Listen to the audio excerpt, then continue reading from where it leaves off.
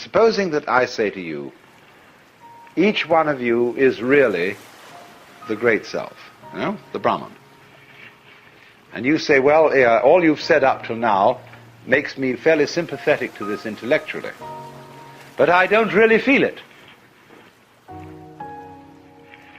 What must I do to feel it really? My answer to you is this. You ask me that question because you don't want to feel it really.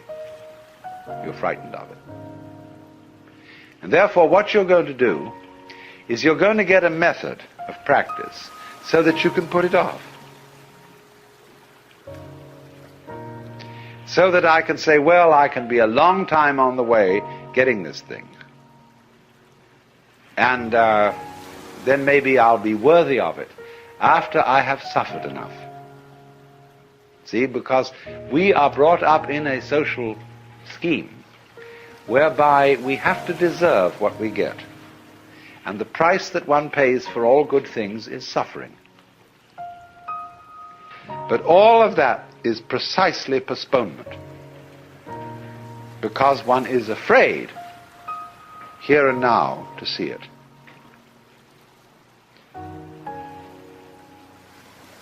If you had the nerve, real nerve, you would see it right away. Only that would be, when one feels you shouldn't have nerve like that. Why, that would be awful. That would be, that wouldn't do at all. Because after all, I'm supposed to be poor little me.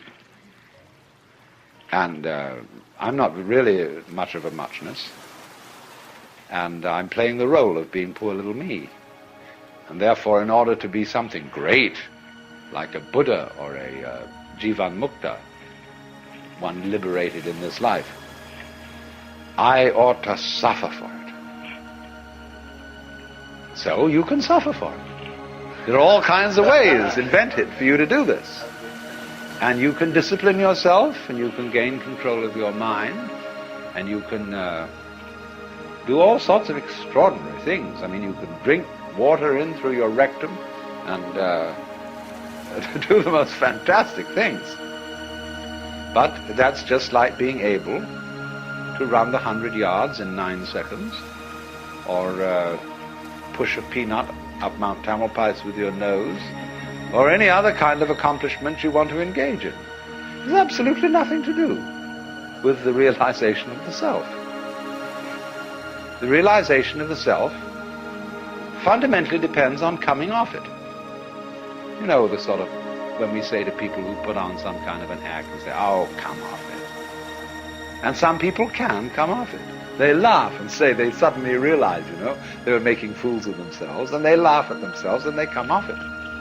So in exactly the same way, the guru, the teacher, is trying to make you come off it. Now if he finds he can't make you come off it, he's going to put you through all these exercises, so that you, at the last time, when you've got enough discipline, enough suffering, and enough frustration, you'll give it all up and realize you were there for the beginning and there was nothing to realize. But the guru is very clever.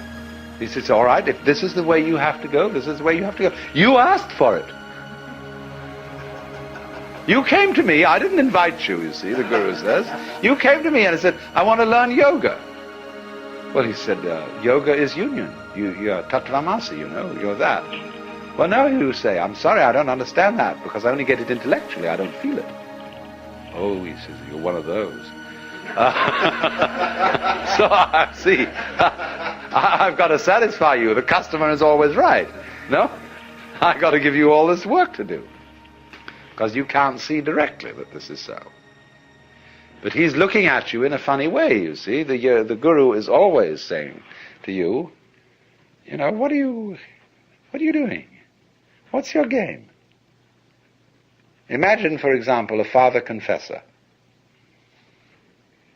and you feel terribly guilty that you've committed murders and robberies and adulteries and fornications and all kinds of arson and injury to people and financial shenanigans.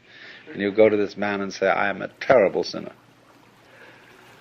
Oh, he says, really? He said, I have murdered somebody. He said, how many times? And you think, oh, good Lord, this man doesn't realize how awful I am. And you recite all these things, he's perfectly calm. And then you say to him, well, you don't seem to be very shocked. He said, you haven't confessed any serious sins. He said, what do you mean by a serious sin?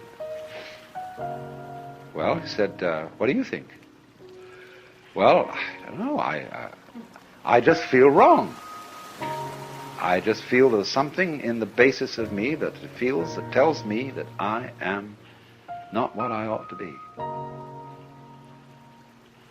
Could it be that I'm spiritually proud? That I'm egocentric? He says, no, this is very usual. This is quite ordinary sin. But he says, you are guilty of something really terrible. And what could that be? Well, I have no idea. Now he says, come on. Go deeper. What is the real sin you've committed? You think, what, me? I, little me, could do something worse than murder, worse than spiritual pride? Just little me? I mean, I'm a reasonably well-intentioned person. What could that be? And he looks at you in a funny way. He says, you know. You know, it's a kind of a Kafkaesque situation where you're accused of a crime that's not specified, and yet the accuser says, you jolly well know what you've done. Of course, we can't mention it. Because, it's like those laws that are on the books in the state of California and several other states where people are accused of the abominable crime against nature. Nobody knows what it is. I mean, it can't be mentioned. It's too dreadful to be talked about. So this guy does the same thing, but it's in a different dimension. You've done it. Now what did you do? See, the real crime is that you won't admit you're God. That's false modesty. So the Guru challenges, you see. He challenges you. If you raise the question, he doesn't go out and preach in the streets. Say, come on everybody, you ought to be converted. He sits down under a tree and waits. And people start coming around, and they offer him propositions. He answers back. And he challenges you in any way that he thinks is appropriate to your situation. Now, if you've got a thin shell and your mask is easily dispatched with, he simply uses what we might call an easy method. He says, listen, Shiva, come off it. Don't pretend you're this guy here. I know who you are. And the guy sort of twinkles a bit and says, well, I guess you're right. But the people aren't like that. They have very thick shells. And so he has to invent ways of cracking them. So here is how it goes.